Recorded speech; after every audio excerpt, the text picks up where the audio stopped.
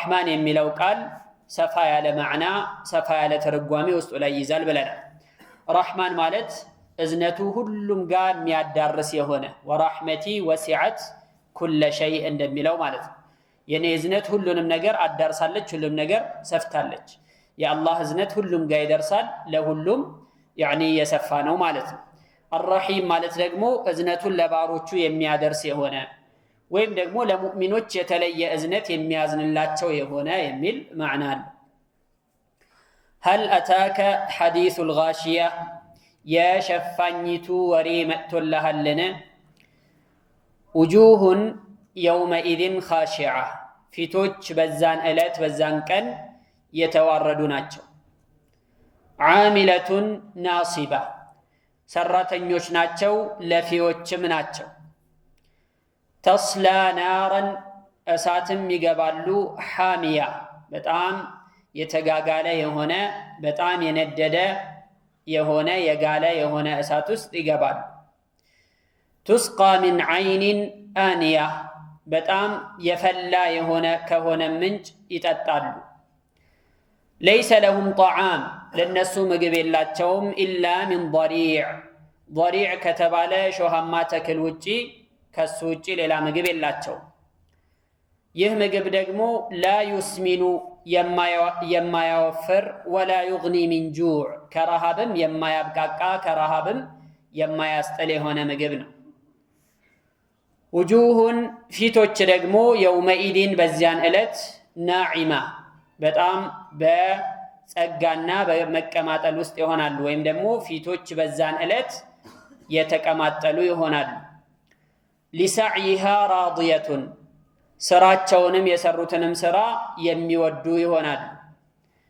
ፊ ጀነትን ዓሊያ ከፍ ባሉ ጀነቶች ውስጥም ይኖራሉ። ላ ተስመዑ ፊሃ ላግየተን በዛች በእነዚያ ጀነቶች ውስጥ ደግሞ ውድቅ የሆነ ንግግር መጥፎ ንግግር በፍጹም አይሰሙም። ፊሃ ዐይኑን ጃሪያ በውስጧ የሚፈሱ ምንጮች አሉባት። ፊሃ ሱሩሩን መርፉዓ በእሷም ውስጥ ከፍ የተደረጉ የሆኑ ፍራሾች አሉ ወይም አልጋዎች አሉ ማለት ነው። ወአክዋቡን መውዱዓ የተደረደሩ የሆኑ ብርጭቆዎችም አሉ። ወነማሪቁ መስፉፈቱን የተደረደሩ የሆኑ መደገፊያ ትራሶችም አሉ። ወዘራቢዩ መብሱሳ የተነጠፉ የሆኑ ምንጣፎችም ይገኛሉ በዛ ውስጥ በማለት አላህ ሱብሓነሁ ወተዓላ የጀነት ሰዎች የሚያገኙትን ኒዕማ የጀነት ሰዎች የሚያገኙትን ጸጋ ዘረዘረ ማለት ነው። ጠይብ ወደ ማብራሪያው ስንመለስ ይህ ሱራ ነቢዩ ዓለይሂ ሰላቱ ወሰላም በጁምዓ ቀን ይቀሩት እንደነበረ ተጠቅሷል። ቁል ኢብኑ ከሲር ረሕመቱላሂ ዓለይህ ፊማ የርዊህ አው ፊማ አውረደሁ ፊ ኪታቢህ ነቢዩ ዓለይሂ ሰላቱ ወሰላም ይህንን ምዕራፍና ሱረቱል አዕላ ሰቢሕ እስመ ረቢከል አዕላ ማለት ነው ቀጥሎ ያለውን ሱራ ሁለቱን ያነቡት እንደነበረ በጁምዓ ቀን ኑዕማን ኢብኑ በሺር ተናግረዋል። አضሓክ ኢብኑ ቀይስ ኑዕማን ኢብኑ በሺርን ጠየቀው ቢመካነ ረሱሉላህ ሰለላሁ ዐለይሂ ወሰለም የቅረኡ ፊል ጁሙዓቲ መዐ ሱረቲል ጁሙዓ በጁምዓ ቀን ከሱረቱል ጁሙዓ በተጨማሪ ምን ይቀሩ ነበር ብለው ሲጠይቁት ቃል ሀል አታከ ሐዲሱል ጋሺያ ሀል አታከ ሐዲሱል ጋሺያን ይቀሩ እንደነበረ ተናግረዋል ማለት ነው። ጠይብ በዒድም እንደዚሁ ሰቢሕ እስመ ረቢከል አዕላና ሀል አታከ ሐዲሱል ጋሺያ ይቀሩ እንደነበረ ፊ ሰላቲል ዒድ ወየውሚል ጁሙዓ ኑዕማን ኢብኑ በሺር እንደተናገረ ይናገራሉ ይዘግባሉ ማለት ነው። ጠይብ ሀል አታከ ሐዲሱል ጋሺያ የሚለው የሸፋኝቱ የምትሸፍን የሆነችዋ ትዕይንት ክስተት የእሷ ወሬ መጥቶልሃልን ሀል ምትለዋን እስቲፍሃምያ አድርገው መጠየቂያ ቃል አድርገዋት ማለት ነው። ሀል አታከ ሐዲሱል ጋሺያ እንደ ጥያቄ ይሆንና ሸፋኝቱ የሆነችው ቅያማ የእሷ ወሬ መጥቶልሃልን እንደማለት ነው። ይሄ ጥያቄ ለተሽዊቅ ነው ለናፍቆት ማለት ነው። እንደዚህ ወሬ ሰምተሃል ብሎ አንድ ሰው የሆነ ወሬ ሲናገር የሆነ ወሬ ሊናገር ሲል እንደ እንደ መግቢያ ወይም እንደ መጀመሪያ እንደሚጠቀመው ቃል አይነት ማለት ነው። እንደዚህ ሰምተሃል እንደዚህ እኮ የተባለ ነው ያን ወሬ ሰምተሃል ብሎ ይጀምራል ማለት ነው። እና ይሄም ለተሽዊቅ ነው ለማስናፈቅ ማለት ነው። هل اتاك حديث الغاشيه የሸፋኝቱ ወሬ መጥቶልሃልን የሚል ማዕና አለ። ወይም ደግሞ هل بمعنى قد ብለውም ይፈስሩታል። ይሄንን ذكر ذلك القرطبي رحمه الله عليه في تفسيره امام القرطبي تفسيراቸው ላይ ይሄንን ጠቅሰዋል። قال قطرب اي قد جاءك يا محمد حديث الغاشيه يا غاشيه የሸፋኝቱ ወሬ በርግጥም መጥቶልሃል ማለት ነው ብለው በዚህ መልክ بمعنى قد አድርገውም ፈሰረውታል ማለት ነው። እንደውም ነብዩ አለይሂ ሰላቱ ወሰለም አንዲት ሴት ይህንን ምዕራፍ እያነበበች እየቀራች እያለ ነብዩ አለይሂ ሰላቱ ወሰለም ባጠገቧ እያለፉ አዳመጧትና ሰሟት።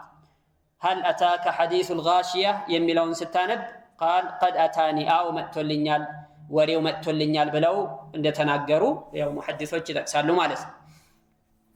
طيب غاشيه ማለት ምን ማለት ነው? ሸፋኝ የሆነችው ምንድነው የምትሸፍነው ሲባል ወይም ደግሞ ሸፋኝ የሆነችው የተባለችው ማን ናት እሷ በሚለው ላይ የተለያየ አስተያየት ተሰጥቷል። ሸፋኝ የተባለችው እሳት ናት የተፈለገችው። هل اتاك حديث الغاشيه ማለት የሸፋኝቱ እሳት ወሬ መጥቶልሃልን የሚል ማዕና ይኖረዋል ማለት ነው። ለዚህም ደግሞ ይሄንን የሚያመላክት ሌላ የቁርአን አያ እንደ መረጃ አድርገው ያቀርባሉ። وتغشى وجوههم النار ፊቶቻቸውን እሳት ትሸፍናቸዋለች የሚለው የቁርአን አያ ለዚህኛው ማብራሪያ አድርገው ይጠቀሙበታል። ምን ማለት ነው? ሸፋኝ የሆነችው የካፊሮችን ሁላ ውስጥ አስገብታ የምትሸፍናቸው የምትሰትራቸው የሆነች እሳት ማለት ነው። ይሄንን ማዕና እንደኛ ይሰጡታል።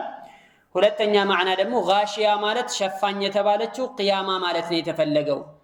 ቂያማ ሸፋኝ ናት። ምንድነው የምትሸፍነው ሲባል ሰዎችን በጠቅላላ የምትሸፍናቸው የሆነች في عرصات القيامه የቂያማ ሜዳ ላይ ማህሸር ላይ ቆሞ ሁሉም من اوله الى اخره ከመጀመሪያው የሰው ዘር ጀምሮ እስከ መጨረሻው ድረስ ሰውም ጅኑም በጠቅላላ እዛ ቦታ ላይ ይሰበሰባል እና እቺ ቂያማ ሸፍናቸዋለች ማለት ነው።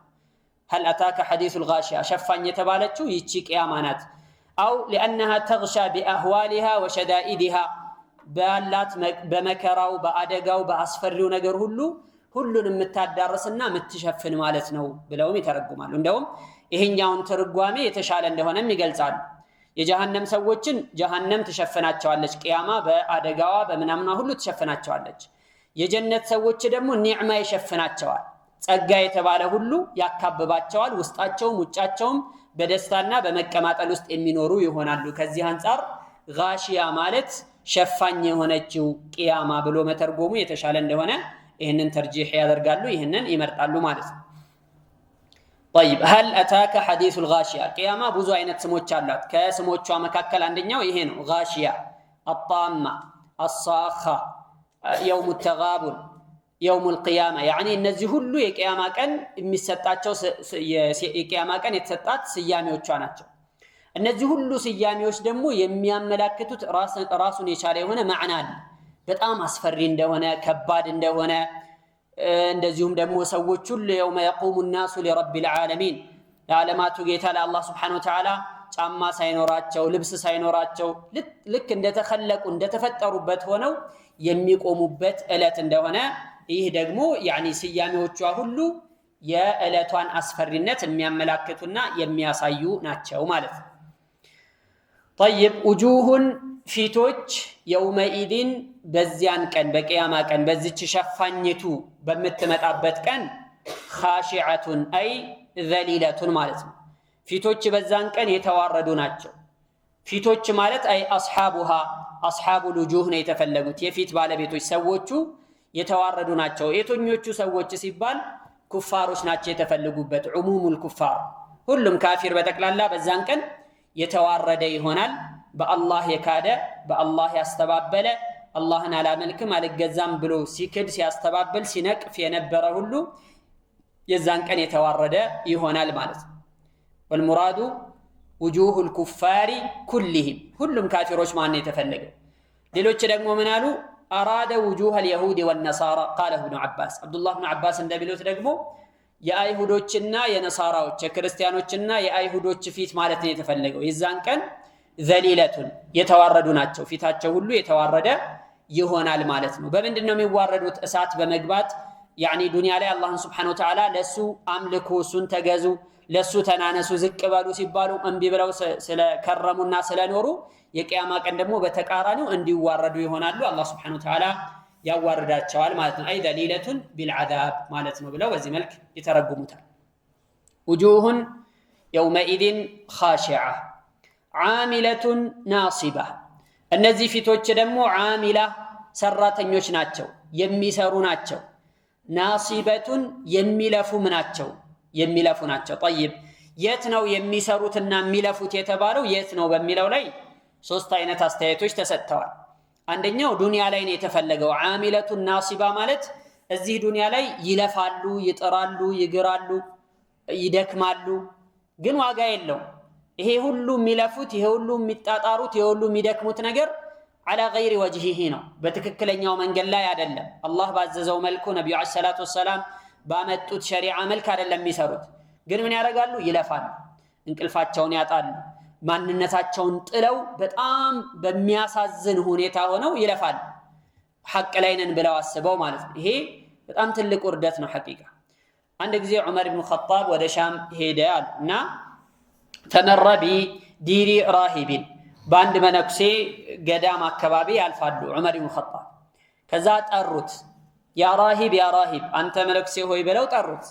ከዛ ወጣ። ሲወጣ በጣም ተጎሳቅሎ ራሱን ጥሎ ያኒ ዒባዳ ላይ እየሰራ እሱ የሚያስበው እንደዛ ነው፣ እያመለኩኝ እየተገዛሁኝ ነው ብሎ ነው የሚያስበው። በዛ መልኩ ሲወጣ ሲያዩት ጊዜ ዑመር ኢብኑ ኸጣብ አለቀሱ። ከዛ ማዛ ዩብኪከ ሚን ሃዛ ነስራኒ ይሄ ክርስቲያን ነው ምን ነው የሚያስለቅስህ ብለው ጠየቁት የአሚር አልሙእሚኒን። ቃለ ተዘከርቱ ቀውለሁ ዐዘ ወጀለ ዓሚለቱን ናሲባ ውጁሁን የውመኢዝን ኻሺዓ ዓሚለቱን ናሲባ የቂያማ ቀን ፊቶች የተዋረዱ ናቸው፣ ግን ዱንያ ላይ በጣም የሚለፉ የሚሰሩ ትጉሃን ሰራተኞች ነበሩ። በጣም ይጣጣሩ ነበር፣ ይለፉ ነበር። ሁለመናቸውን አጥተው ተዋድቀው ቅጠል በላ ሆነው ነበር የሚኖሩት። ግን ያ ሁሉ على غير وجهه ነው፣ በትክክለኛ መንገድ አይደለም የተሰራው። በትክክለኛ መንገድ ካልተሰራ ደግሞ ዋጋ የለውም። وقدمنا الى ما عملوا من عمل فجعلناه هباء منثورا ዱንያ ላይ ሲለፉበት የነበረው ላባቸውን ጠብ ሲያረጉበት የነበረው ሁሉ ዋጋ የለውም ማለት ነው። هباء منثورا የተበተነ አቧራ እናደርገዋለን ትቢያ እናደርገዋለን ብሎ አላህ Subhanahu Wa Ta'ala ተናግሯልና ያንን አስቤ ነው። قل هل ننبئكم بالاخسرين اعمالا الذين ضل سعيهم في الحياة الدنيا وهم يحسبون أنهم يحسنون صنعا قل هل ننبئكم بالأخسرين أعمالا كسراوች አንፃር በጣም የከሰሩ የሚባሉትን አልነግራችሁ ምን እንንገራችሁ። الذين ضل سعيهم في الحياة الدنيا በዱንያ ህይወት ያሉ ስራቸው ሁሉ ግራ የነበረ ስራቸው ሁሉ የጠፋ የነበሩ وهم يحسبون أنهم يحسنون صنعا በጣም የሚያሳዝነው ደግሞ እነሱ በጣም ስራቸውን እያሳመሩ እንደሆነ ሰማይ ቤትን እያሳመርነው መንግስተ ሰማይ እንወርሳለን ብለው የሚለፉ ሆነው ሳለ ግን في واقع الامر በተጨባጩ ግን ምንድናቸው? ከሳሪዎች ናቸው፣ ከስራዋል ማለት ነው። ይሄ ነው በጣም የሚያሳዝነው። ይሄ ነው ዓሚለቱን ናሲባ ማለት ይሄ ነው ማዕናው ብለው አንዳንዶቹ ይተረጉማሉ። ሁለተኛው ተርጓሜ ደግሞ ዓሚለቱን في الدنيا ناصبة في الآخرة ብለውም በዚህ መልክ የተረጎሙ ማለት ነው። ዱንያ ላይ በጣም ይለፋሉ ይጥራሉ ይግራሉ ወይም ይሰራሉ። ናሲበቱን የቂያማ ቀን ደግሞ ይለፋሉ። እዚህ ዱንያ የሰሩት ስራ መልካም ስላልነበረ ጥሩ ስራ ስላልነበር እዚህ የሰሩት ስራ እዛ የልፋት ውጤት ወይም የልፋታቸው ሰበብና ምንጭ ይሆናል ማለት ነው። እንዲለፉበት ምክንያት ይሆናል። የት ነው የሚለፉት? ጀሃነም ውስጥ ገብተው ይሰቃያሉ። ጀሃነም ውስጥ ገብተው ይለፋሉ። ለዛ ሰበቡ ምንድነው? ዱንያ ላይ የሰሩት ስራ ነው የሚለው ሁለተኛው ትርጓሜ ሲሆን፣ ሶስተኛው ደግሞ ዓሚለቱን ናሲባ ማለት አኺራ ላይ ነው። አኺራ ላይ ሰሪዎች ናቸው። ናሲበቱን ለፊዎችም ናቸው፣ ይለፋሉ። በምንድነው የሚሰሩት? ምንድነው የሚለፉት ሲባል ጀሃነም ውስጥ ብዙ የሚያስለፉ የሆኑ ቅጣቶች አሉ። አላህ ይጠብቀንና ማለት ነው። ጀሃነም ውስጥ የሚያስለፉ ቅጣቶች አንደኛው ምንድነው? ሁም የጅሩና አልአግላል ወሰላሲል ሰንሰለቶችን ብረት ሙቅ የሚባል ያኒ የብረት በብረት ተጠፍረው ታስረው ያን ሁሉ እየጎተቱ ይለፋሉ። ይሄ ሁሉ በጣም የሚያስለፋ የሚያደክም ነው። አንድ ሁለተኛ ሰኡርሂቁሁ ሰዑዳ የሚለው እንደሚለው የቁርአን አያ ላይ እንደተነገረው ጀሃነም ውስጥ የእሳት ተራራ አለ፣ አቀበት አለ። እዛ ላይ ይወጣሉ። ወደ ሸለቆ ይወርዳሉ ምን ይላሉ እዛ ውስጥ ያለው ልፋት ስቃይ ነው እዚህ ቦታ ላይ የተፈለገው ብለው ይገልጻሉ ይሄንን ኢብኑ ተይሚያ ሸይኹል ኢስላም ረህመቱላሂ ዐለይሂ መጅሙዕ አልፈታዋ ላይ ይሄንን ዓሚለቱ ናሲባ ሚለው አኺራ ላይ ለመሆኑ ከሰባት አንፃር የተሻለ ትርጓሜ ነው ብለው ሰባቱንም ይዘረዝራሉ ተፍሲር አላቸው በነገራችን ላይ ሸይኹል ኢስላም ተይሚያ መጅሙዕ አልፈታዋ ላይ ያኒ አያዎችን ሱራዎችን ይፈስራሉና ይሄንን እዛ ቦታ ላይ ሲፈስሩት ዓሚለቱ ናሲባ ማለት የቂያማ ቀን ነው ጀሃነም ውስጥ ገብተው ይለፋሉ ይጥራሉ ይግራሉ ያኒ ይለፋሉ ይሰራሉ ይለፋሉ የሚለው አኺራ ላይ ነው ማለት ነው ይሄ ነው የተሻለው ቀውል ብለው በዚህ መልክ ይተረጉማሉ አላየሃል ይሄንንም ተርጂህ አድርገውታል ግን ከዛ አንፃር አው መጀመሪያ ከተነገረው አንፃር ዱንያ ላይ በሚባለው ዓሚለቱ ናሲባ የሚለው ወጂህ ነው ዱንያ ላይ ይሰራሉ ይጥራሉ ይግራሉ ይሄንንም የሚያመላክት ሌላ የቁርአን አያ ስላለ ማለት ነው ቁል ሀል ኑነቢኡኩም بالأخسرين أعمالا الذين ضل سعيهم في الحياة الدنيا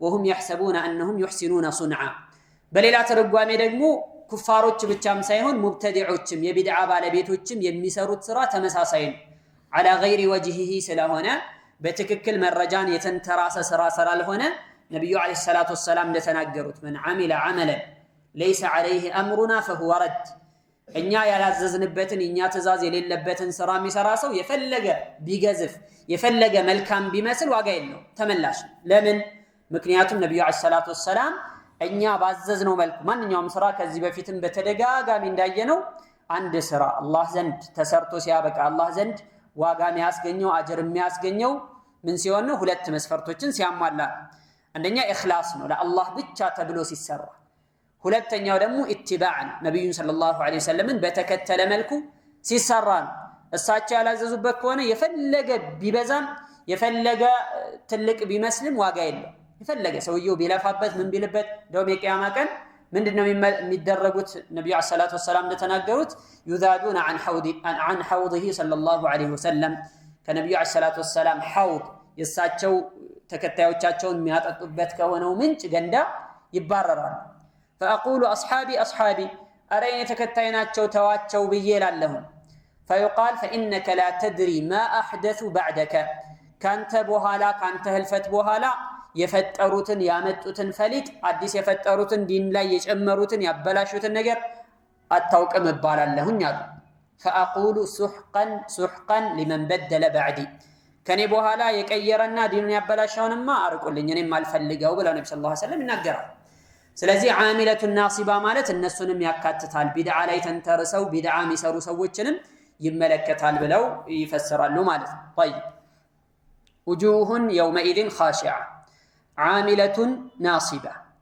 تصلى نارا እሳት ውስጥም ይገባሉ حامية በጣም የተጋጋለ የሆነ በጣም ነዲድ የሆነ በጣም ብርቱ የሆነ እሳት ውስጥ ይገባሉ حامية ማለት በቃ ግለቱ የመጨረሻ ደረጃ የደረሰ ማለት ጀሃነምን እሳት 3000 ዓመት ነው የተቀጣጠለውና የነደደ ይባላል 3000 ዓመት የተቀጣጠለና የነደደ ምን ያክል ከባድ ሊሆን እንደሚችል እንግዲህ አስቡት ስለዚህ ተስላ ናራን حامية በጣም የጋለ የሆነ የመጨረሻ ጥግ የደረሰ የሆነ እሳት ውስጥ ይገባሉ ብሎ አላህ Subhanahu Wa Ta'ala ተናገረ ተስላ ናራን حامية በዛ እሳት ውስጥ ገብተው ይቃጠላሉ ሌሎች ደግሞ ተስላ ማለት ሌላ ትርጉም አለው ብለው ወይም حامية የሚለው ማለት ነው አፍወን حامية የሚለው ሌላም ትርጓሜ አለው ከየነደደና በጣም የጋለ ከሚለው ሌላ معنى يزال بلو ينقرالو قال الماوردي فإن قيل فما معنى وصفها بالحمي وهي لا تكون إلا حامية أسات سيبال ماشيم يقالنو ساتونو كازكازا يلم قل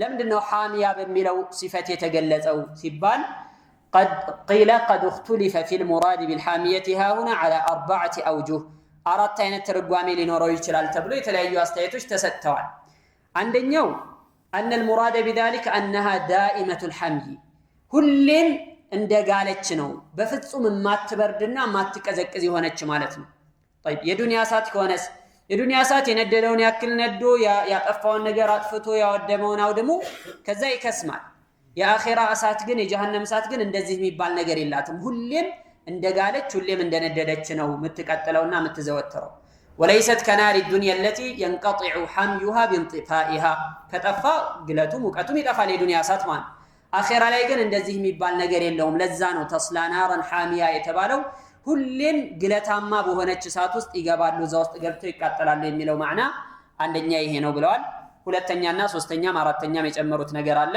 አራተኛውን ብቻ እናያለን አራተኛ انها حاميه حمي غيظ وغضب በቃ የቁጣና የንዴት ያክል ግለት የጋለች ናት ማለት ነው ተካዱ ተመየዙ من الغيظ እንደሚለው ማለት ነው በቁጣ ልትቆራረጥ ትቀርባለች እሳቲቱ በጣም ተቆጥታ ተናዳ እስከዛሬ በአላህ Subhanahu Wa Ta'ala ላይ ሲያሻርክ የነበሩትን በአላህ ላይ ሲያጋሩ የነበሩትን ሰዎች ዛሬ በቀላለሁ ብላ ነው የምትነሳው ባለፈው አያ ላይ ወይም ባለፈው ምዕራፍ ላይ እንዳየነው ሱረቱል ፈጅር ላይ ከዚህ ወቅት እንዳየነው ማለት ነውና የተፈለገው ሐሚያ ማለት በጣም የነደደች የተቆጣችና በጣም የተቆጣች የሚል ማዕና አለው ብለው በዚህ መልክ ይተረጉማሉ አላየሃል እንደዚህ አይነት ሰዎች ኩፋሮች የሆኑት በአላህ ላይ የሚያጋሩና የሚያሻርኩ የነበሩ ሁሉ በእንደዚህ አይነት እሳት ውስጥ ገብተው ይቃጠላሉ ወልዒያዱ ቢላህ ሌላው تسقى من عين آنية تسقى من عين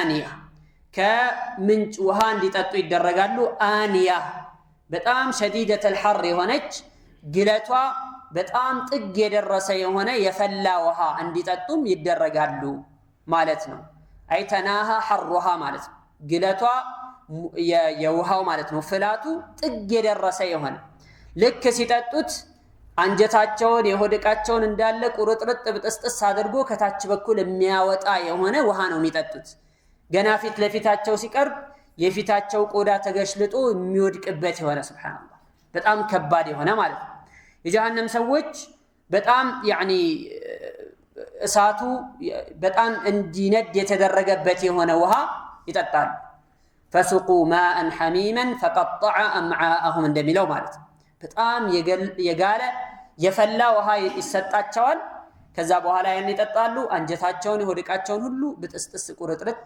ያደርገዋል ብሎ ነው የሚናገር የጀሃነም እሳት በጣም ሲያንገበግባቸው ጊዜ ውሃ እንዲጠማቸው ይደረግና ከዛ ውሃን ጠጣ ብለው ይጠይቃሉ የዚህ አይነት ውሃ ይሰጣቸዋል በዚህ እንዲጠጡ ይደረጋል ማለት ነው በሌላ አያ ላይ እንደተነገረው يطوفون بينها وبين حميم آن በእሳትና በጣም በፈላ ውሃ መካከል እንዲመላለሱ ይደረጋል ብሎ አላህ Subhanahu Wa Ta'ala ተናግሯል ማለት ነው በሌላ አያ ላይ የሚመገቡት ወይም የሚጠጡት ሌላ አይነት من صديد እጅ እንደሚጠጡም ተነግሯል እጅ يعني عصارة أهل النار የጀሃነም ሰዎች ከነሱ የሚወጣው ደሙ ምግሉ ምናምኑ ሁሉ ያን በግድ እንዲጠጡትና እንዲጎነጩትም እንደሚደረግ ተናግሯል የተጀረዑሁ ولا يكاد يسيغه በግድ ማለት ነው ይጋታዋል ወደ ውስጥም ሊውጣውና ወደ ሆዱ ሊያስገባውም አይቀርብም ሱብሃንአላህ وياتيه الموت من كل مكان وما هو بميت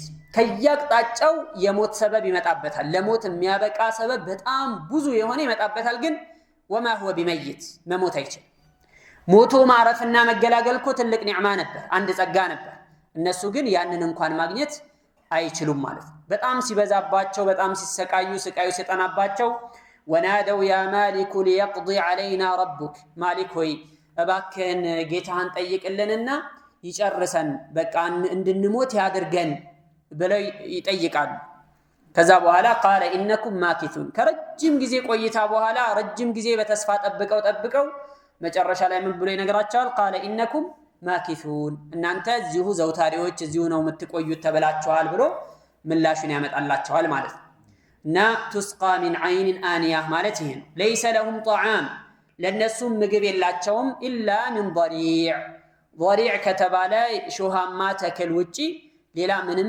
የሚመገቡት ምግብ የላቸው فمالئون منها البطون እንደሚለው የቁርአን አያ ሌላ ቦታ ላይ ማለት ነው ዘቁም ከሚባለው የተክል አይነት ይመገባሉ ዘቁምና ضريع አንድ ነው ወይስ የተለያየ ነው አንዳንዶቹ ያው ራሱ ነው ብለዋል ሌሎች ደግሞ አይ ضريعን ዘቁምም ራሱን የቻለ የተለያየ የሆነ የተክል አይነቶች ናቸው ጀሃነም ሲባል ደረካት ብዙ አዘቅቶች አሉት ሁሉም በአንድ እኩል በሆነ ደረጃ አይደለም አንዳንዱ ቦታ ላይ ዘቁም ይመገባሉ ضريع የሚመገቡበት አለ የተለያየ አይነት ማለት ነው እና ይሄ ضريع የሚባለው የተክል አይነት በጣም ሙንቲን የሆነ ሽታው በጣም የሚሸት የሚገማ የሆነ ከጂፋ يعني ከጥንብ የባሰ የጠነባ የሆነ በጣም የሚሸት የሚገማ የሆነ እሾሃማ ተክል ያንን ነው የሚመገቡት ምግብ ሲሉ ማለት ليس لهم طعام إلا من ضريع ضريع ከተባለው ተክል ውጪ ሌላ ምንም አይነት ምግብ የላቸው ይሄን ምግብ ደግሞ የምግብነትን ምንም የሚሰጠው መልካም ነገር የለም ወይ ረሃብን አያስወግድ ወይ አያወፍር ወይ ምንም የሚሰጠው መልካም ነገር የለም ያን ይመገባሉ لا يسمن ولا يغني من جوع اما يوفر ምግብ ነው ይሄ ምግብ ولا يغني من جوع ከረሃብም የማያስጥል ከረሃብ የማይጠብቅና የማያድን የሆነ ምግብ ነው ይሄ ምግብ ማለት ነው وهو اخبث الطعام واشنعه ከምግብ ሁሉ በጣም خبيث የሆነ ቆሻሻ የሆነና በጣም አጸያፊ የሆነ የምግብ አይነት ነው የሚገርማችሁ ይሄንን ምንም አይነት እንስሶች እንኳን አይመገቡትም ግመል አሁን የማይመገበው ነገር የለም ግመል በቃ አረንጓዴ ነገር ይሁን እርጥብ ነገር ይሁን ሁሉም ነገር ይመገብ ነበር ይሄን ضريع የተባለውን ግን አይቀምሰውም አይመገበውም ጭራሽ ማለት ዱንያ ላይ ያለና እነዛ ሰዎች የጀሃነም ሰዎች ምግብ ሲፈልጉ የሚሰጣቸው ምግብ ይሄ ነው يسمى الضريع من نعم የሰዎችም ሊመገቡት የማይችሉ እንስሶችም ጭራሽ ሊቀርቡት የማይችሉ የሆነ ሸጀሩን ذو شوك እሾሃማ የሆነ ዛፍ ነው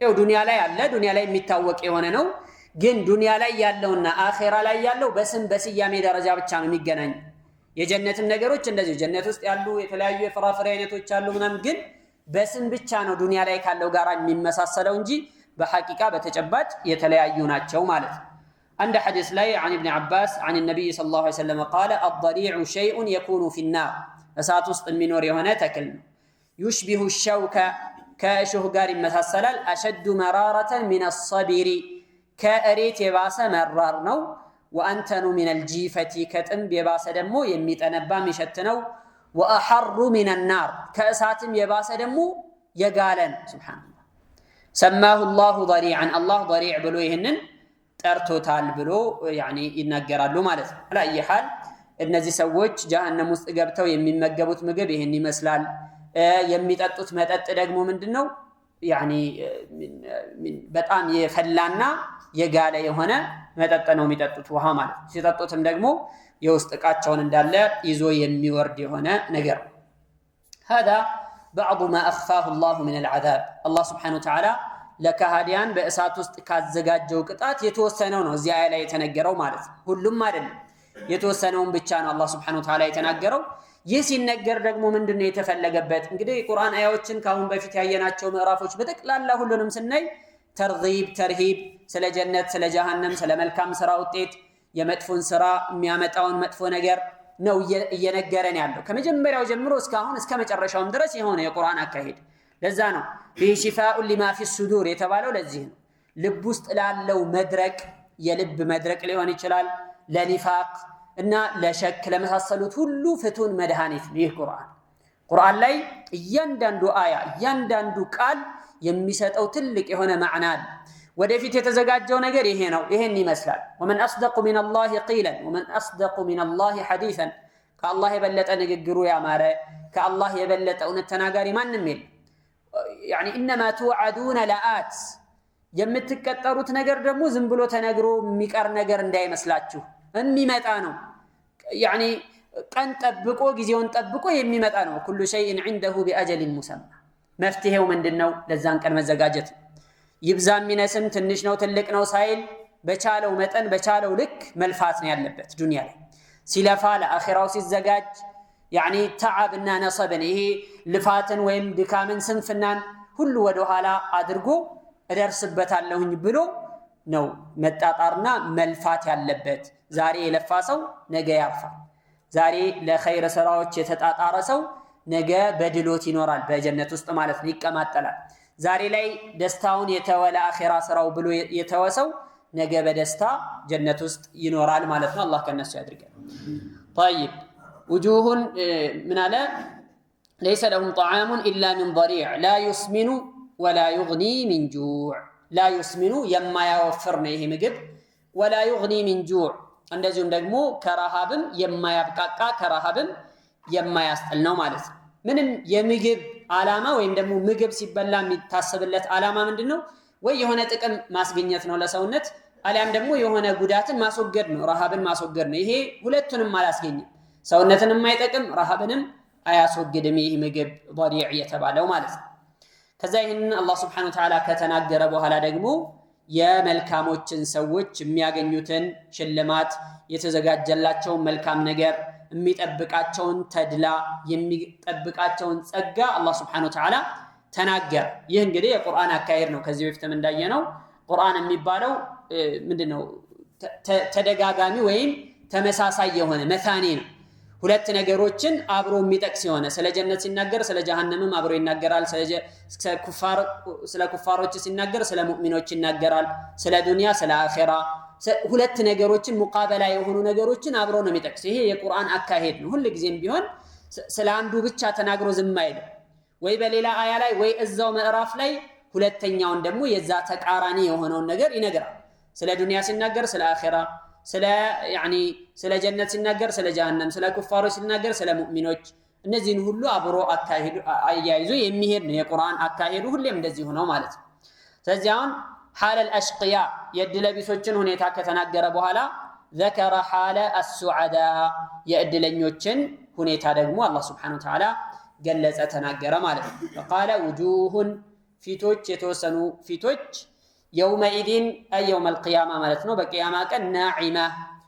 በጣም በጸጋ የተሞሉ ናቸው የሚቀማጠሉ ናቸው በቃ ጸጋ የተባለን ሁሉም ያገኙ ናቸው ማለት ነው አይ يعرف النعيم فيها ፊት በማየት ጸጋ የሚነበብባቸው የሆነ ተድላና በስኬት ላይ በደስታ ላይ እንዳሉ የሚታወቅባቸው ናቸው የተወሰኑ ሰዎች ፊት ማለት ነው በምን ምክንያት ነው ይሄን ሁሉ ያገኙት ሲባል وانما حصل لها ذلك بسعيها በልፋታቸው በጥረታቸው ነው ዝም ብሎ እጅግር አጣጥፎ በመቀመጥ በስንፍና አይገኝም በስንፍና ጀነት አይገኝም ጀነት እሱ ምን ያደርግበታል አህያ ያስርበት ለኛው ነው የፈጠረው ብሎ ማለት ይሄ ስንፍና ነው ሐቂቃ አህያ ያስርበት አላህ Subhanahu Wa Ta'ala ጀነትን የሚገባቸው ሰዎች ከገቡ በኋላ ሌሎች ሰዎችን ይፈጥራል ሌሎች ሰዎችን ፈጥረው ምንም አላህን Subhanahu Wa Ta'ala ተገዝተው ማያቁ አዲስ ፍጡራን ይፈጥርና ጀነት ውስጥ ያስገባቸዋል ይሞላቸዋል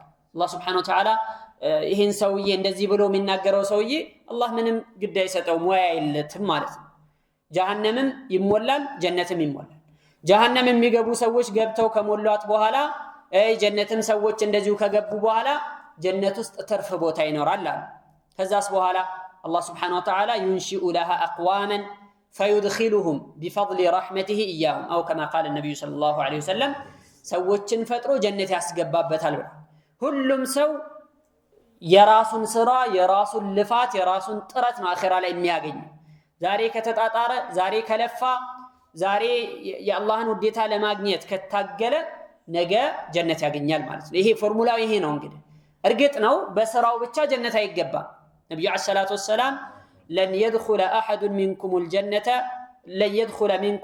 لن يدخل احد منكم الجنه بعمله ከናንተ መካከል አንዱም ሰው እንኳን ቢሆን በሰራው ስራ ጀነት አይገባም قالوا ولا انت يا رسول الله ارسم بيሆኑ የአላህ መልእክተኛ በሰሩት ስራ ምክንያት ጀነት አይገቡም نعم ولا انا እኔም በሆን በስራዬ ብቻ ጀነት አልገባም الا ان يتغمدني الله برحمه منه الله በእዝነቱ ሸፋፍኖ ካስገባኝ ነው እንጂ እኔም በሆን በስራዬ ጀነት አልገባም ብለዋል طيب ይሄ ማለት ምንም ስራ ያስፈልግም ማለት አይደለም ሰበብ ማድረስ ያስፈልጋል ሰበብ ሲያደርስ ሲታገል ሲለፋ አላህ ይሄንን ያደረገ ይሄን ያገኛል ብሎ ባስቀመጠው መልኩ ሲለፋ ሲጣጣር የአላህ እዝነት ተጨምሮበት ጀነት እንዲገባ ይሆናል ማለት ነው ከዛ በተረፈ ሌላ የለም ابن كثير رحمه الله عليه من ይላሉ وانما حصل لها ذلك بسعيها በልፋታቸው በጥረታቸው ነው ይሄንን ያገኙት ጀነት እንዲገቡ ጸጋ የተቀማጠሉ እንዲሆኑ የሆኑት በስራቸው ምክንያት ነው ብለው ይላል አስከትሎ ምን አለ لسعيها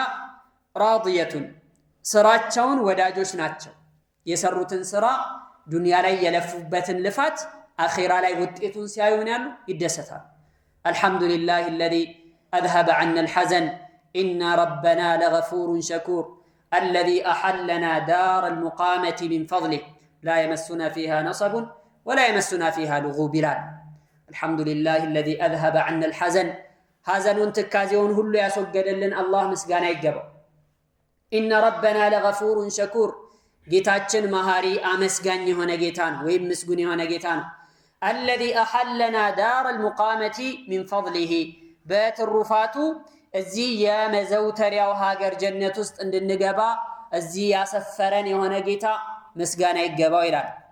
ላ የመሱና ፊሃ ነሰቡን ወላ የመሱና ፊሃ ልጉብ፣ እዚህ ውስጥ ምንም ልፋትም ይሁን ድካም አያጋጥመንም እያሉ ጸጋቸውን አላህ የዋለላቸውን ውለታ ይናገራሉ። ማለት በምን ሰበብ አገኙት? በስራቸው ሰበብ። በዚህ ዱንያ ላይ የሰሩትን ስራ አልሐምዱሊላህ ዱንያ ላይ እንኳንም መልካም ሰዎች ሆነን እንኳንም መልካም ስራዎችን ሰራን እያሉ አላህን ያመሰግኑበታል። ማለት ሊሰዒሃ ራዲያ፣ በዚህ በሰሩት ስራ ምክንያት ላገኙትም ውጤት ተደሳቾች ናቸው። ራዲየተን መርድያ ምንድን ያለው? ያ አየቱሃ ነፍሱል ሙጥመኢና እርጅዒ ኢላ ረቢክ ራዲየተን መርድያ፣ ባለፈ እንዳየነው ማለት ነው። ያኒ ተደስታ ተወዳጅ ሆና የሰራችውን ስራ ደስ ብሏት የተሰጣትን ውጤት አመስግና ነው የምትቀበለው ብሎ ነው የሚናገረው ማለት ነው። እና እነዚህም ሰዎች እንደዚህ ናቸው። ዛሬ ላይ ትንሽ ልፋት ነው የሚለፉት። ዛሬ ላይ የሚለፉት ልፋት ከአኺራ ካለው ጥቅም አንፃር ኢምንት ነው። አንደኛ ጊዜውም አጭር ነው። ዱንያ ላይ ምን ያክል ነው ሰው የሚኖረው ሲባል የተወሰነ ጊዜ ነው የሚኖረው። በዚህ የተወሰነ ጊዜ የሚሰራው ትንሽ ስራ ግን በእኽላስ ሲሆን አላህ ዘንድ ትልቅ ዋጋ ነው። ዛሬ ላይ መጥተህ ሰላት መስገድህ ምናልባት በጣም ብዙ ቢሆን በዛ ቢባል ከቤትህ ተነስተህ መጥተህ ሰላት ጠብቀህ ዒሻ ለምሳሌ ማንኛውም ሰላት ሰግደህ ተመለሰ ቤትህ እስከምትሄድ 20 ደቂቃ ቢበዛ 30 ደቂቃ ቢወስድ ነው። ያን ያክልም አይወስድም። እርግጥ ግን ይቺ 30 ደቂቃ ስራ አኺራ ላይ ዘላለማዊ ደስታ እንድታገኝበት ትሆናለህ። ጾም ብትጾም ጠዋት ላይ ጀምረህ ያኒ ከፈጅር ጀምሮ ፀሐይ እስኪገባ ድረስ ከምግብ ከመጠጥ ታቅቦ መዋል፣ ስሜትህን ጠብቀህ መዋል። ከዛ አኺራ ላይ ደግሞ ከጀሃነም እንድትርቅ ትሆንበታለህ። ዛሬ ላይ የምትሰጠው ሰደቃ ብትሰድቅ፣ ዘካ ብታወጣ ካለህ ከአጠቃላይ ንብረት 1/40 ነው። ለ40 ተካፍሎ አንዱን እጅ ነው የምታወጣው። ይሄን አውጥተህ ግን አኺራ ላይ የምታገኝበት ጥቅም ትልቅ ነው። ስለዚህ ዱንያ ላይ የሚሰራው ስራ በጣም ትንሽ ከመሆኑም ጋር በጣም ትንሽም ከመሆኑ ጋር አላህ Subhanahu Wa Ta'ala ግን አመስግኖ ይቀበላል። ያን ትንሹን ብዙ ይመነዳበታል። ነብዩ አለይሂ ሰላቱ ወሰለም እንደተናገሩት አንደኛችሁ ሰደቃ ሲሰድቅ ለሚስኪን ሲሰጥ ሚስኪን እጅ ከማረፉ በፊት አላህ Subhanahu Wa Ta'ala ዘንድ ቦታ ይዞ ይቀመጣል አሉ። አላህ ዘንድ ያርፋል። ከዛ አላህ ይንከባከብለታል፣ ያሳድግለታል። ይሄን የሰጠውን ጸጋ የሰጠውን ሰደቃ አላህ ያሳድግለታል። ከማ ይረቢ አሐዱኩም ፈሉወሁ አው ሙህረሁ፣ አንደኛችሁ የፈረስ ግልገል ኖሮት እየተንከባከበ እንደሚያሳድገው የሚያስፈልገውን ነገር እየሰጠው ከፍ እንዲል እስኪል ድረስ እንደሚንከባከበው ሁሉ አላህም Subhanahu Wa Ta'ala ይህንን የሰጣችሁትን ሰደቃ ተቀብሎ ያሳድግለታል።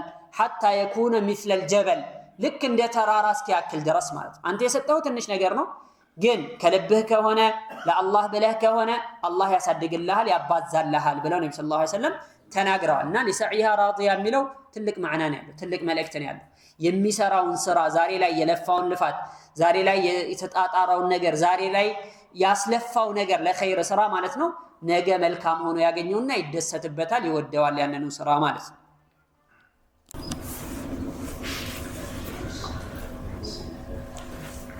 طيب وجوه يومئذ ناعمة لسعيها راضية، የስራቸውንም እንደዚሁ ወዳጆች ናቸው፣ የሰሩትን ስራ የሚወዱ ናቸው ብሎ አላህ Subhanahu Wa Ta'ala ገለጸ።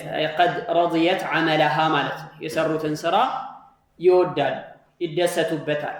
እንኳንም ሰራሁት እንኳንም ለዚህ በቃሁኝ ብለው ደስተኞች ይሆናሉ ማለት ነው። ከዚህ እንግዲህ የምንረዳው ቅድም እንዳልነው ዱንያ ላይ የሚሰሩ ስራዎች ወሳኝ ናቸው። ዱንያ ማለት ይሄ መዝራዓቱል አኺራ፣ የአኺራ መዝሪያ ቦታ ናት፣ እርሻ ናት። ዛሬ ላይ የዘራውን ነገር ሰው ነገ ላይ ያጭዳል። ዛሬ ላይ የለፋውን ልፋት ነገ ውጤቱን ያገኛል። የሚገርመው ዱንያ ላይ ሁሉም ለፊ ነው። ያኒ ሁሉም ልፋት ላይ ነው ያለው። የተወሰነው ሰው በመልካም ነገር ላይ ይለፋል፣ በጥሩ ነገር ላይ ይጣጣራል። ራሱን መልካም ለማድረግ ራሱን ትልቅ ቦታ ለማድረስ ጀነት ለማግኘት ይለፋል። ሌላው ደግሞ በኩፍሩ ላይ ሆኖ በክህደቱ ላይ ሆኖ ጀሃነም በሚያስገባው ስራ ላይ ሳይቀር ይለፋል። እዚህ ቦታ ላይ ለጢፍ የሆነ አገላለጽ ቁርአን የሚጠቀመው አገላለጽ አለ። ለሃ ማ ከሰበት ወዐለይሃ መክተሰበት የሚለው ማለት ለሃ ማ ከሰበት ነፍስ የሰራችው ለሷ የሰራችው ስራ አላት። ለሷ ለራሷ የሚጠቅማትን ለአኺራ የሚበጃትን ነገር ነገ ዋጋውን የምታገኝበት የምትደሰትበትን ነገር የሰራችው ለሃ ማከሰበት የሰራችው ስራ አላት ለሷ ወዐለይሃ መክተሰበት በሷም ላይ ደግሞ የሰራችው ስራ አለባት እክተሰበት የሚለው ከሰበት ከሚለው ተጨማሪ ማዕና አለ ዚያደቱል መብና ተدل على زيادة المعنى የሚሉት ነገር አላቸው እክቲሳብ የሚባለው ልፋት እንዳለበት በጣም መጣጣር እንዳለበት የሚያመላክት ነው መጥፎ ነገር ሰርቶም ለፍቶን ላቡን ጠብ አድርጎን ያኒ ወደ ኩፍር ለመጣራት ላንቃው እስኪበጠስ ድረስ ጮሆ ነው የሚያደርገውን ነገር ሁሉ ገንዘቡን ሁሉ አውጥቶ ነው ጉልበቱን አውጥቶ ነው ለፍቶ ጥሩ ግሮ ነው ዓሚለቱ ናሲባ እንደሚለው እንደቀድሞ ማለት እና ሁሉም ልፋት ላይ ነው ያለው ባይሆን ዱዓ ያስፈልጋል አላህ Subhanahu Wa Ta'ala ለፍተው መልካም ስራዎችን ሰርተው መና ከሚቀሩ ሰዎች እንዳያደርግን በጣም መለመን አለብን ልፋታችንን በመልካም ነገር ላይ እንዲያደርግልን መለመን መቻል አለብን ሰው حرام ነገር ለመስራት ይለፋል حرام አላህ Subhanahu Wa Ta'ala ማይወደውን ነገር ለመስራት ይለፋል ይጣጣራል በተቃራኒው ግን አላህ የወፈቀው ሰው ግን አላህ የሚወደውን ነገር ለማድረግ ይለፋል ይጣጣራል ጀነት የሚያስገባውን ስራ ለመስራት ይለፋል ይጣጣራል አላህም Subhanahu Wa Ta'ala ያግዘዋል والذين جاهدوا فينا لنهدينهم سبلنا وإن الله لمع المحسنين እነዚያ በእኛ መንገድ ላይ የሚታገሉ የሆኑ ሰዎችን መንገዳችንን እንመራቸዋለን አላህም ከአሳማሪዎች ጋር ነው በማለት ነው የሚናገረውና ልፋት ይሄ በመልካም ነገር ላይ መልፋት ኸይር ነገሮች ላይ ለመገኘት መጣጣር አኺራ ላይ ደስተኛ ለመሆን ሰበብና ምክንያት ነው የሚሆነው لسعيها راضية طيب في جنة عالية እነዚህ ሰዎች ከፍ ባሉ ጀነቶች ውስጥ ይኖራሉ ብሎ አላህ Subhanahu Wa Ta'ala ተናገረ وجوه يومئذ ناعمة لسعيها راضية في جنة عالية أي رفيعة بهية في الغرفات آمنون كف باله በጣም ማራኪ በሆኑ አስደሳች በሆኑ ጀነት ሰገነቶች ውስጥ ይኖራል وهم في الغرفات آمنون በጀነት ሰገነቶች ውስጥ በሰላም ሆነው ምንም ስጋት ምንም ሽብር ምንም ፍርሃት ሳይኖርባቸው ይኖራል የኑሮ ሁኔታ ሳያሳስባቸው ያኒ ሽሮ አለቀ በርበሬ አለቀ የሚባል ስጋት የለም ጀነት ውስጥ ማለት ይሄ ዱንያ ላይ ነው የሚያበቃው እዛ ከገቡ በኋላ ደስታ ነው እንጂ ሐዘን የሚባል ትካዜ የሚባል ሐሳብ የሚባል ምንም ነገር የላቸው ምንም ነገር የለባቸው በሰላም ነው የሚኖሩት في الغرفات آمنون ደግሞ በጣም የደስታው ጥግ ደግሞ ምንድነው ውጡ አይባል وما هم منها بمخرج ውጡ የሚባል ነገር የለም በቅቷቸዋል እስከዛሬ ኖራችኋል ደግሞ ለተረኛ ልቀቁ የሚባል ነገር የለም አንድ ሰው እኮ ኒዕማ ውስጥ ሆኖ ጸጋ ውስጥ ሆኖ ዱንያ ላይ ከሆነ ይሰጋል እንደው ይሄ ነገር ይጠፋብኝ ይሆን እንዴ አጣው ይሆን እንዴ የሚለው ስጋት በራሱ ደስታውን የሚያጓድል የሚቀንስበት ነገር ጀነት ውስጥ ከሆነ በኋላ ግን ገና ሲገቡ ኻሊዲነ ፊሃ በውስጧ ዘውታሪዎች እንደሆኑ ያወቁ ነው የሚገቡት ይሄ ደግሞ የደስታ ጥግ የኒዕማ ጥግ ነው ማለት አላህ Subhanahu Wa Ta'ala እዛ ከሚገቡ ሰዎች አላህ ያደርገን في جنة عالية ከፍ ባሉ ጀነቶች ውስጥ ይኖራሉ የጀነት ሰዎች ሁሉም በአንድ ደረጃ አይደለም ልክ የጀሃነም ሰዎች አንድ ደረጃ እንዳልሆኑት ሁሉ የጀነትም ሰዎች ደረጃቸው የተለያየ ነው انما هي جنان ብዙ ጀነቶች ናቸው ያሉት በደረጃ كما تتراءون الكوكب الشديد الإضاءة في السماء كما قال النبي صلى الله عليه وسلم የጀነት ሰዎች لا يتراءون الغرف ክፍሎችን ወይም የጀነት ቦታቸውን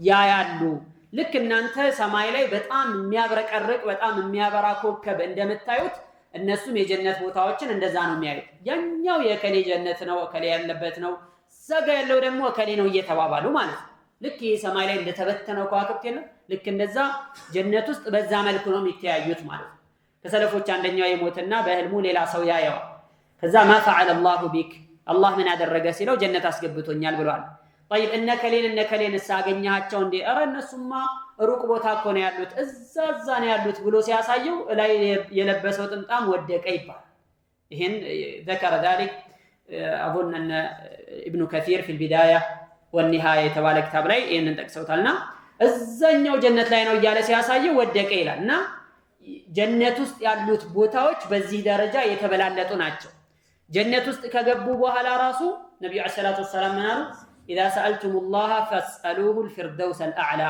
ከፍ ያለውን የፊርደውስን ክፍል ጀነት አላህ እንዲያስገባችሁ ለምኑት فإنه أعلى الجنة وأوسط الجنة ومنه تفجر أنهار الجنة ፊርደውስ ብሎ ማለት أعلى الجنة የጀነት ላይኛው እሱ ነው ፊርደውስ ነው ከሱ በላይ ሌላ وفوقه عرش الرحمن ከሱ በላይ ያለው እንደውም የአላህ Subhanahu Wa Ta'ala አርሽ ነው ከፊርደውስ በላይ ያለው ማለት ነው وأوسط الجنة ከጀነት ክፍሎችም ደግሞ ምርጥ የሚባለው ክፍል ፊርደውስ ነው ومنه تفجر أنهار الجنة የጀነት ወንዞች ሁሉ የሚመነጩት የሚፈልቁት ከዚህ ከፊርደውስ ነውና ስትጠይቁት እሱን ጠይቁ ብለው ነብዩ አለይሂ ሰላቱ ወሰለም ያዛሉና في جنة عالية ከፍ ባሉ ጀነቶች ውስጥ ይኖራሉ የተወሰኑ ሰዎች ብሎ ይላል በዛ ውስጥ ደግሞ لا تسمع فيها لاغية በዛ ውስጥ ውድቅ ንግግር የተባለ ምንም የሚሰሙት የለም لا لغو فيها ولا تأثيم ምንም ወንጀል ነክ ነገር ውሸት ሐሜት ነገር ማሳበቅ ነገር ማዋሰድ የኩፍር ንግግር የክህደት ንግግር የሚባል ጭራሽ አይሰሙ ጆሮአቸው ሁሉ የሚሰሙት ነገር ሁሉ የተከበረ ልዩ እንግዳ ሲመጣ እንዴት ነው የሚደረገው ዱንያ ላይ ምን ይደረጋል መጥፎ ነገር እንዳይሰማ እሱ ደስ የማይለው ነገር እንዳይሰማ ያኒ ይከበረለታል የሚሰማ ነገር ሳይቀር ማለት የጀነትም ሰዎች ጀነት ሲገቡ ጆሮአቸው መጥፎ ነገር እንዳይሰማ አላህ Subhanahu Wa Ta'ala ያደርጋቸዋል እንደውም ውስጥ ላይ የሚሰሙት ኢላ ቂለን ሰላምን ሰላማ ሰላምታ ነው የሚሰማው ሰላሙን አለይኩም ቢማ ሰበርቱም ይሏቸዋል والملائكة يدخلون عليهم من كل باب ከየበሩ መላእክቶች እየገቡ ሰላምታ ያቀርቡላቸዋል ሰላሙን አለይኩም ቢማ ሰበርቱም فنعم عقب الدار ይሏቸዋል ዱንያ ላይ በመታገሳችሁ ምክንያት የአላህ ሰላም በእናንተ ላይ ይስፈን ይሏቸዋል ሰብር ይጠይቃል ማለት ነው ያንን ጀነት ለማግኘት ምን ያስፈልጋል ሰብር ትዕግስት ያስፈልጋል ምን አይነት ትዕግስት ከወንጀል ራስን በማቀብ መታገስ መልካም ነገር ላይ ኸይር ነገር ላይ በመሳተፍ ራስን